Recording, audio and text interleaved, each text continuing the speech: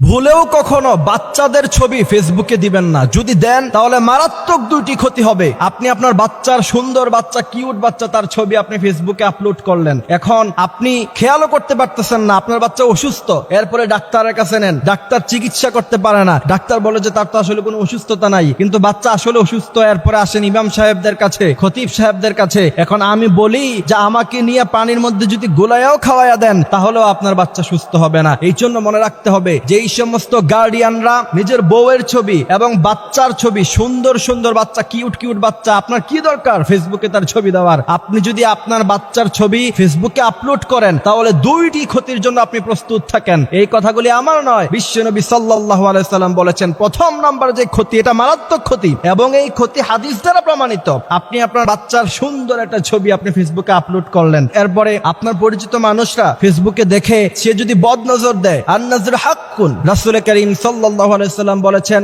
নজর একটা সত্য জিনিস। ফেসবুকে বাচ্চার ছবি আপলোড দেওয়ার পরে কেউ না কেউ বদনজর দিতে পারে, আর আপনার বাচ্চার উপর যদি একজনের বদনজর লেগে যায় তাহলে আপনার বাচ্চার লাইফ শেষ। কারণ বদনজর একটা কঠিন জিনিস। বুখারীর মধ্যে হাদিস এসেছে, আন আবি হুরায়রা রাদিয়াল্লাহু তাআলা আনহু قال قال رسول الله صلى الله عليه وسلم العين حق।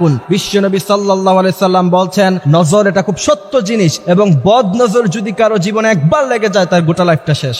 মডার্ন সোসাইটিতে তো এটা একবার কমন ব্যাপার। বাচ্চা খাবার খাইতেছে, বাচ্চা খুব কিউট লাগতেছে, এবার ছবি তুলে ফেসবুকে আপলোড করে দিচ্ছেন। বাচ্চা হাঁটতেছে, তার ভিডিও করে ফেসবুকে আপলোড করে দিচ্ছেন। নো, কখনো এটা করবেন না। যদি করেন তাহলে একবার যদি কারো বদনজর আপনার বাচ্চার উপরে লেগে যায় তাহলে তার সুন্দর জীবনটাকে আপনি নষ্ট করে দিলেন নিজ হাতে। একজন সচেতন গার্ডিয়ান হিসাবে কখনোই উচিত না আপনার বাচ্চার ছবি আপনি ফেসবুকে আপলোড করবেন। দ্বিতীয় নাম্বার যে ক্ষতি, সেই ক্ষতি হচ্ছে আপনার বাচ্চা তার অস্তিত্ব ছোটবেলা থেকেই সোশ্যাল প্ল্যাটফর্মে থেকে গেল। বিশেষ করে মেয়ে বাচ্চাদের ছবি তো কখনোই কোনোভাবেই ফেসবুকে দেওয়া যাবে না। এরপরে দেখা যায়, আমি বিশেষ করে আমার ফ্রেন্ড লিস্টে এরকম অনেক বাবা মা আছে যাদেরকে দেখি বাচ্চার বয়স 15-16 হয়ে গেছে, বাচ্চাকে বিয়ে দেওয়ার মতো বয়স হয়ে গিয়েছে, এই মেয়ে বাচ্চার ছবি ফেসবুকে আপলোড করে বলে যে আমার কিউট মামুনিটা। তোমাকে কে বলছে? তুমি তোমার বাচ্চাকে, তুমি তোমার মেয়েকে মেয়ের চোখে দেখো ঠিকই, কিন্তু তোমার বন্ধু বান্ধব বা কাজিন যারা আছে তোমার পরিচিত, তারা তো মেয়ের চোখে দেখে না। 15-16 বছরের মেয়ে, একটা যুবতী মেয়ে, তারা তো তোমার বাচ্চাকে কখনোই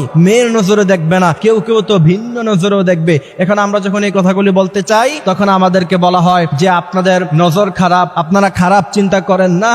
বিশ্বনবী সাল্লাল্লাহু আলাইহি ওয়াসাল্লাম যেটা নিষেধ করে গিয়েছেন সেটার মধ্যে কখনো ভালো জিনিস থাকতে পারে না। বিশ্বনবী সাল্লাল্লাহু আলাইহি ওয়াসাল্লাম বলেছেন একটা বাচ্চা যখন উপযুক্ত বয়স হয়ে যায় তখন তাকে পর্দা করতে হবে। 7 বছর বয়সে বাচ্চাকে নামাজ পড়াতে হবে, 10 বছর বয়সে তাকে নামাজ না পড়লে তাকে পিটাতে হবে। বর্তমান সময়ে বেশিরভাগ মেয়েরা 10 বছরে বালাগা হয়ে যায়, আপনি তাকে 15 বছর তার বয়স, তার ছবি ফেসবুকে দিয়ে আপনি কখনোই এই কথা বলতে পারেন না যে তার উপর কেউ খারাপ নজর দিবে না। সুতরাং এই বিষয়গুলি খেয়াল রাখতে হবে। আল্লাহ সুবহানাহু ওয়া তাআলা আমাদেরকে এই কথাগুলি বুঝার, মানার